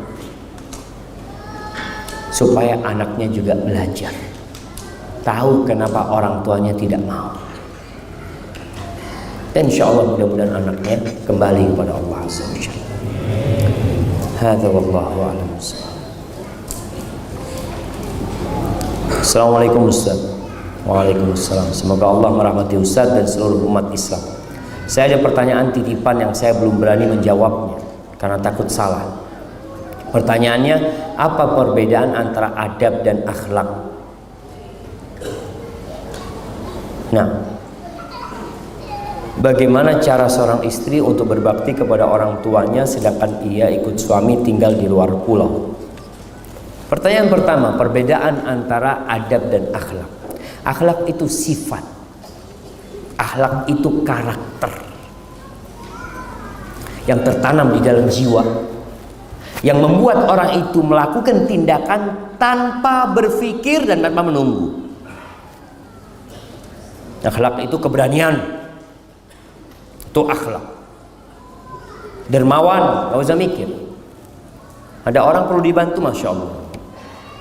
Anak pernah berjumpa dengan satu orang di Jeddah, jemaah. Anak kalau lihat nggak ada orang akhlaknya kayak dia, Masya Allah. Ketika anak nulis disertasi tentang peran lembaga dan ormas Islam dalam membendung pemurtadan di Indonesia, kadang-kadang kita perlu pulang ke Indonesia, butuh dana. Setiap anak telepon ke dia, jawaban dia satu, absyir, aman, ada kabar gembira buat engkau. Terus ya Allah ya Karim. Ini orang Masya Allah. Itu akhlak, nggak dibuat-buat. Sifat yang tertanam di dalam jiwa yang mendorong orangnya untuk melakukan tindakan tanpa berpikir, itu akhlak. Tapi kalau adab itu cara dalam menyikapi sesuatu. Ada adab makan, bukan akhlak makan. Adab makan, tata cara makan yang sesuai dengan. Ada adab tidur, ada adab bertamu, itu adab babnya. Tapi kalau akhlak adalah sifat. Namun sebagian ulama menjadikan adab itu akhlak yang mulia. Karena akhlak ini ada akhlak buruk, ada akhlak mulia. Jadi umum kalau akhlak itu. Kalau akhlak yang baik dimasukkan sebagian ke dalam adab. Hadza wallahu a'lam. Orang kaya gemar sedekah. Bagaimana ibadahnya orang miskin? Sedekah juga. Subhanallah, kalau bicara bab sedekah ini jemaah, Islam itu melampaui batasan-batasan semua agama dalam bab sedekah. Orang berpikir sedekah fulus. Islam mengajarkan satu kali tasbih itu sedekah. Menolong orang lain mengangkat barangnya sedekah. Amar ma'ruf nahi mungkar sedekah. Mendatangi istri menggaulinya sedekah. Insyaallah. Ini sedekahnya orang miskin. Kata Rasul SAW, wa fi bud'i ahadikum sedekah. Kalian mendatangi istri kalian dapat pahala sedekah. Jadi Masya Allah, para sahabat sampai bingung. Ya Rasulullah, ayati ahaduna syahwatahu wa yakunu lahu fiha ajrun. Rasul, ini orang mendatangi syahwatnya, nafsunya, dapat pahala. Kata bingung para sahabat. Ara'aita law wada'ahu fi haramin akana alaihi wizr. Menurut kamu gimana kalau syahwatnya itu ditaruh di yang haram, dosa nggak dia? Ya dosa lah. Kalau ditaruh yang di halal, maka istri nggak boleh nolak sedekahnya. Nah, hadisnya kan kayak gitu ya. Ini bab sedekah. Jadi semua amal kebaikan. Jadi orang-orang yang miskin banyak amal soleh, berzikir, itu ada nilai sedekah sebenarnya. Tapi gimana Ustaz? Anak kepingin umroh, anak kepingin juga bangun masjid. Niat. Ketika engkau niat, kalau Allah berikan kepada aku seperti apa yang diberikan kepada fulan, aku akan lakukan seperti yang dilakukan fulan. Dia berbuat baik dengan hartanya. Apa kata Nabi SAW? Fahuma fil ajri sawa. Dua orang ini pahalanya sama. Tapi niatnya yang benar. Makanya kalau antum melihat ada masjid mau dibangun, ya Allah, kalau aku punya uang 1 miliar 500 juta aku sumbang. Padahal antum duitnya cuma 10.000. Iya, tapi antum niat, berani nggak antum? Dikasih 1 miliar beneran, ya Allah, 500 juta terlalu banyak kata dia. Itu orang yang niatnya nggak sungguhan. Maka niat. Antum melihat orang berangkat haji, ya Allah, berdoa mudah-mudahan hamba punya rezeki mau berangkat haji. Antum ngomong kayak gitu sampai mati nggak berangkat haji, dapat pahala haji. Tapi kalau antum dikasih rezeki nggak berangkat haji, berarti niat antum bohong. Maka niat yang shadiq, kata Nabi SAW, shadiqun biniyatihi, baru dapat pahala yang sama.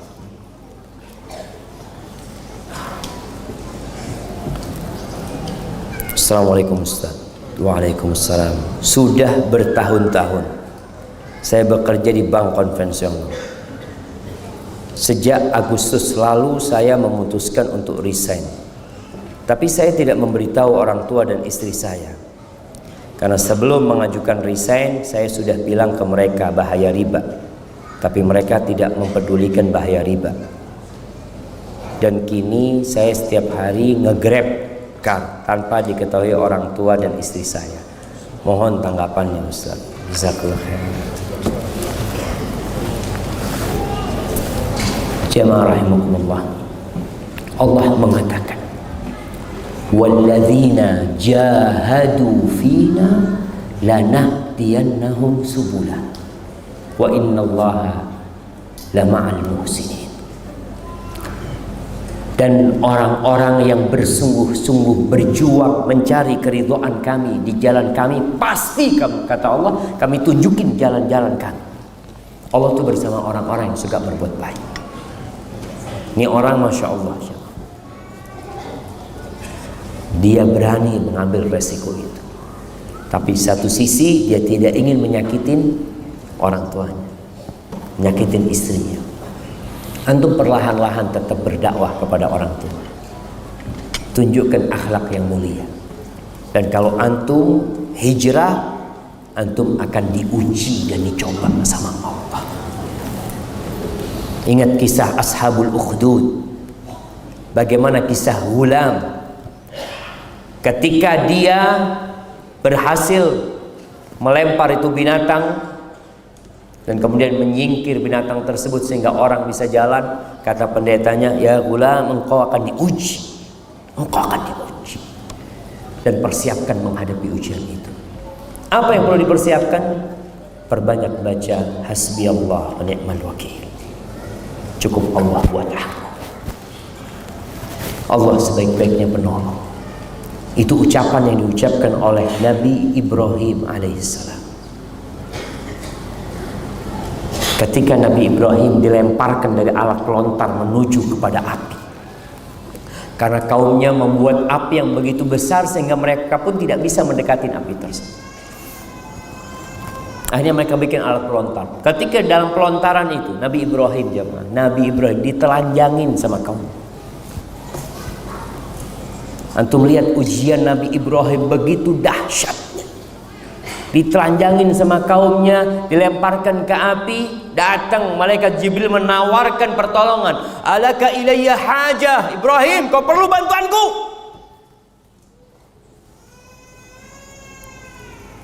Kata Nabi Ibrahim, amma ilaika fala. Kalau sama kau, aku nggak ada perlu. Ini tingkat tauhid keimanan seorang nabi. Engkau makhluk sama aku makhluk. Engkau tidak akan bisa berbuat kecuali yang Allah kasih izin. Amma ilallah fana. Tapi sama Allah, aku perlu bantuan Allah sekarang. Lalu Nabi Ibrahim mengatakan, hasbi Allah wa ni'mal wakil. Apa yang terjadi? Allah kirimkan hujan es? Tidak. Allah kirimkan angin yang mematikan itu api? La. Allah Rabbul Alamin. Allah itu Tuhannya api. Allah hanya mengatakan kepada api, ya nar, kuni bardan wa salaman ala Ibrahim. Wahai api, jadilah engkau sejuk dan keselamatan buat Ibrahim. Selesai diuji Nabi Ibrahim selamat. Nanti istrinya diuji dengan istri yang nggak punya anak bertahun-tahun. Nabi istrinya nggak punya anak bertahun-tahun. Sampai seperti itu. Punya anak nggak boleh ngelihat anaknya. Nabi Ibrahim punya anak, anaknya suruh taruh di Mekah. Bertahun-tahun, puluhan tahun baru melihat Ismail dalam gendongan Yesus, bawa ke Mekah, tinggal di sana. Nggak ada siapa-siapa di sana jemaah. Lihat ketika orang bergantung sama Allah. Itu istrinya Nabi Ibrahim, Hajar, berkata kepada Nabi Ibrahim, ditaruh di sana, ditinggalin air satu wadah sama kurma. Nabi Ibrahim balik, kata istrinya, ya Ibrahim, ila man takiluna, kamu titipkan kami kepada siapa di sini? Nabi Ibrahim diam. Dia jalan dengan kendaraan, nggak noleh, nggak tega Nabi Ibrahim. Ditanya lagi sama istri, ya Ibrahim, engkau titipkan kami kepada siapa? Terus Nabi Ibrahim jawab. Yang ketiga kalinya istrinya sadar, kayaknya pertanyaannya ana yang salah.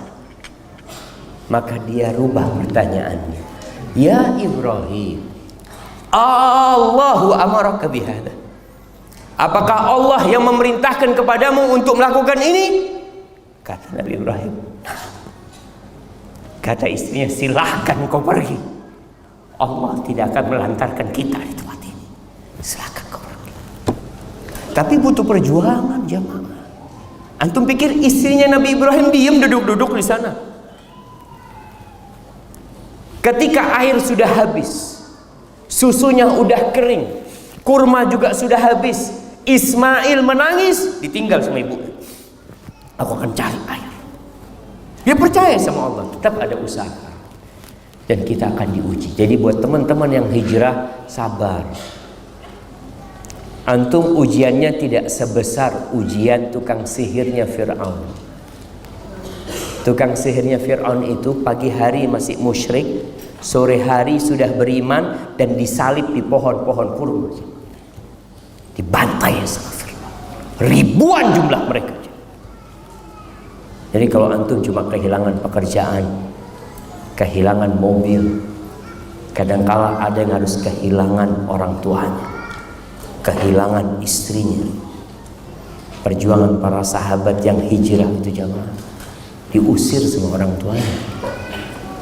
Nabi Ibrahim itu kehilangan bapaknya. Dia cinta sama bapak, tapi kata bapaknya, ya Ibrahim, la illam tantahi la arjumannak. Ibrahim, kalau kau nggak berhenti ngasih nasihat aku akan lemparin engkau dengan batu. Wah, jurni mania. Sana kau pergi, tinggalkan aku sendiri. Subhanallah, gimana anak diusir sama orang tuanya. Tapi Nabi belum tetap berusaha baik sama orang tuanya. Maka buat teman-teman yang hijrah, hendaklah bersabar.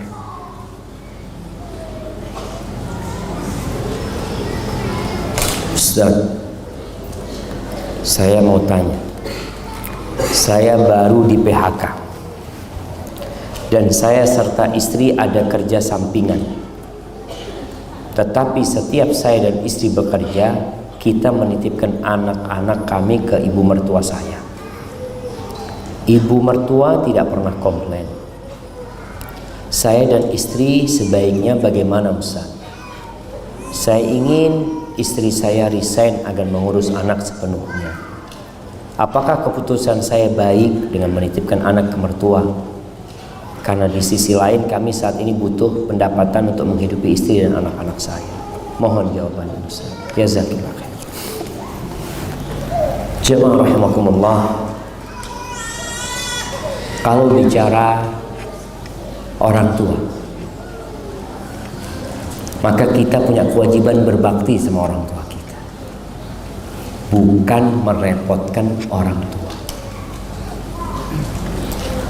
Tapi kalau kondisi yang memang berat, boleh seorang anak minta tolong orang tuanya, asalkan tidak membebankan orang tua. Karena orang tua kita tuh jamaah sampai kapanpun tetap sayang sama anaknya. Kita itu dipandang sama orang tua masih kecil, masih perlu bantuan dia. Dan ada seorang anak, ya Allah, anak kalau ngelihat anak berbakti sama orang tuanya itu jamaah iri ya. Ada seorang anak, dia itu tiap tahun kira-kira kirim duit ke orang tuanya 100.000 real. Tiap tahun, tiap bulan 370 juta dia kirim duit kepada orang tuanya. Sukses anak. Tapi kalau dia berangkat ke rumah orang tuanya, dia nggak bawa duit. Dia nggak bawa duit. Dia memang sengaja anak tinggal dompet apa anak tinggal. Kadang-kala belanja sama ibunya ke supermarket, sampai supermarket, Umi, anak nggak bawa fulus Umi. Kata Uminya, absyir, tenang, pakai duitnya Umi. Dia ingin supaya dia tetap kecil, dia perlu sama ibunya. Dan Allah mengingatkan kita supaya kita itu ingat kalau kita ini masih kecil. Di hadapan orang tua, kita tetap anak pangkatnya. Makanya Allah suruh kita berdoa apa doanya? Wa qur rabbirhamhuma kama rabbayani shaghira. Ya Allah, rahmatin keduanya sebagaimana mereka merawat aku ketika kecil. Sampai antum tua tetap doanya itu. Supaya ingat kita kecil. Maka antum kalau bisa tidak merepotin mertua. Udah tua, udah capek, dia udah kasih anaknya sama antum, antum repotin mertua. Kalau istri bisa resign, itu akan lebih baik. Resign dari pekerjaan bukan berarti perempuan tidak bekerja. Alhamdulillah banyak pekerjaan yang bisa dilakukan. Tetap bergantung sama Allah SWT, jangan pernah bergantung kepada pekerjaan kita. Yang kasih rizki itu bukan bos kita, bukan perusahaan kita. Yang kasih rizki itu Allah Jalla Jalla. Tapi kita tetap berusaha.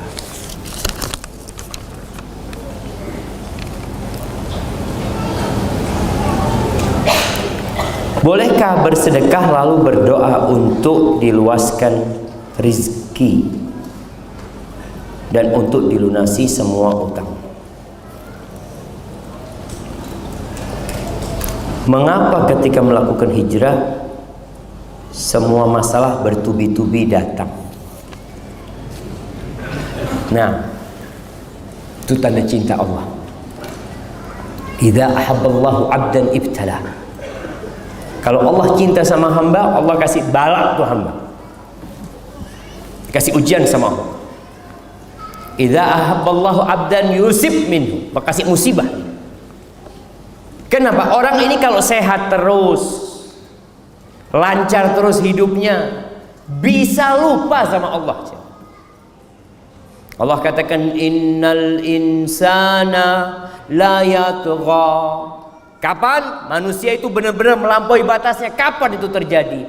Ar-ra'ahu istaghna, ketika dia merasa cukup, nggak perlu sama Allah SWT. Dia mau makan untuk 7 keturunan cukup. Setiap dia mau beli dia ada uang. Tapi orang kalau nggak punya duit dia jadi ingat, ya Allah. Mau beli obat antum nggak punya duit, antum ingat sama siapa? Allah SWT. Tapi ketika semuanya punya, akhirnya membuat orang melampaui batas. Maka kita harus ingat, ketika antum dikasih musibah, husnudzon sama Allah SWT. Allah sedang bersih-bersih antum, agar antum terus ingat sama Allah. Orang kalau sakit, Masya Allah, orang tuh Masya Allah sehat ya, olahraga ini itu macam-macam, dengar adzan nggak ke masjid. Sakit, dengar adzan, ya Allah kok kepingin ke masjid ya. Ente sehat nggak ke masjid? Ya ini, ya harus kayak gini baru ke masjid gitu. Maka sabar lagi, sampaikan kata Nabi SAW, ma u'tiya ahadun ata'an awsa' minas sabr. Tidak ada hamba yang dikasih karunia sama Allah yang lebih luas dari kesabaran. Karena menghadapi kehidupan ini modalnya sabar. Kalau antum dikasih sabar sama Allah, selesai saja. Cukup untuk menghadapi segala-galanya. Berkaitan dengan bersedekah lalu berdoa untuk dilunasi utang. Haibati fillah, kita beramal untuk mengharapkan keridhaan Allah SWT, untuk mengharapkan perjumpaan dengan Allah hari akhir, bukan mengharapkan dunia. Orang yang beramal lillahi ta'ala dan berharap akhirat, maka Allah akan berikan semua keindahan sama dia.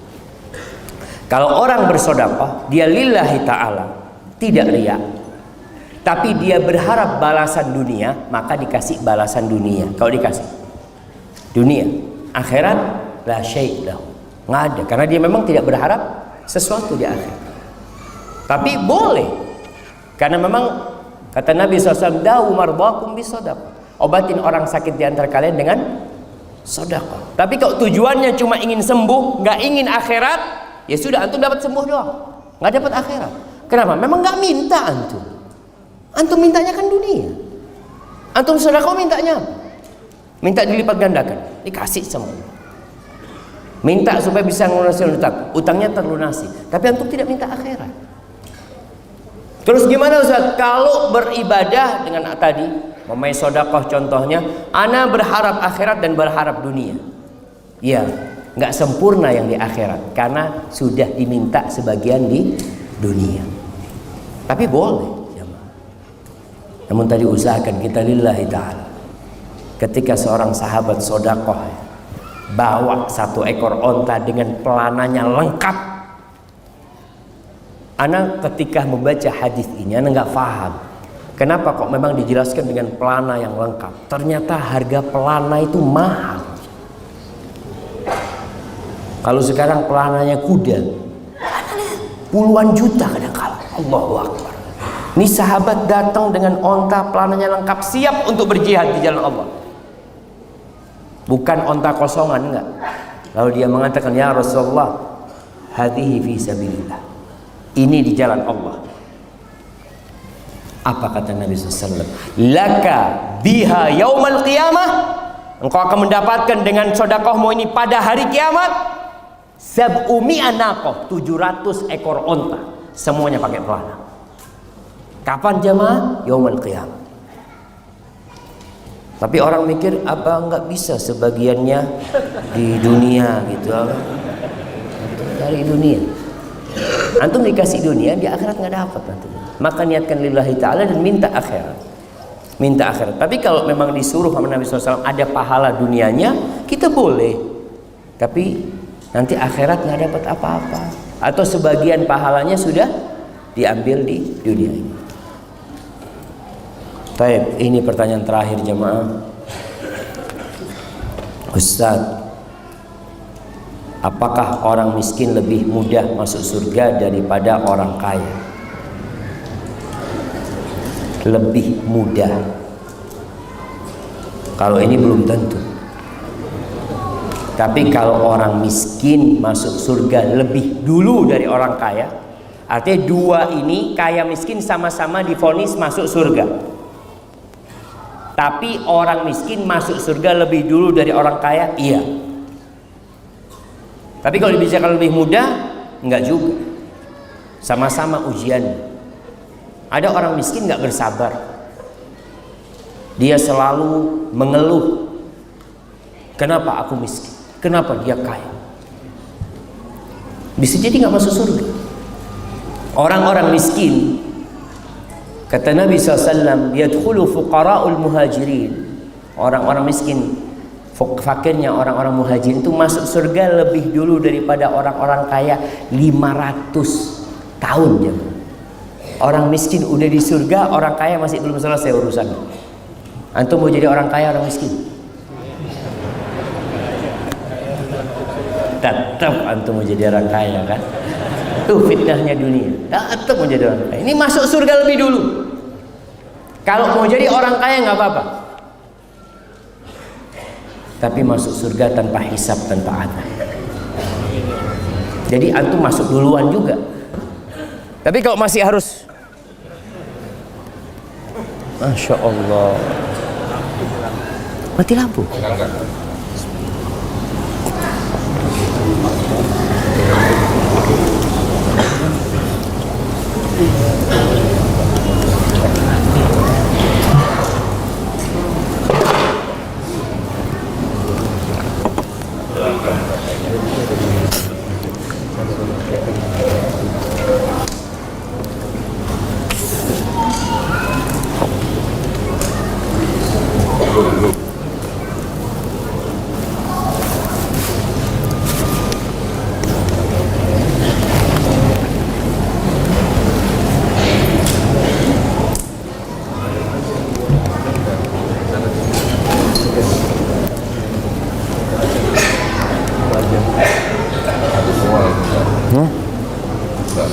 Mati. Masya Allah. Memang suruh berhenti Ustaz.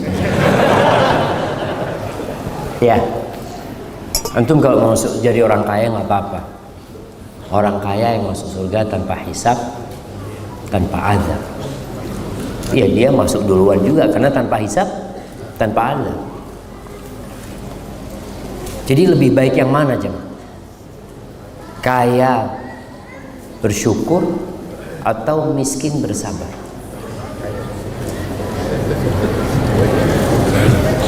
Sebagian mengatakan orang miskin memang masuk surga lebih dulu.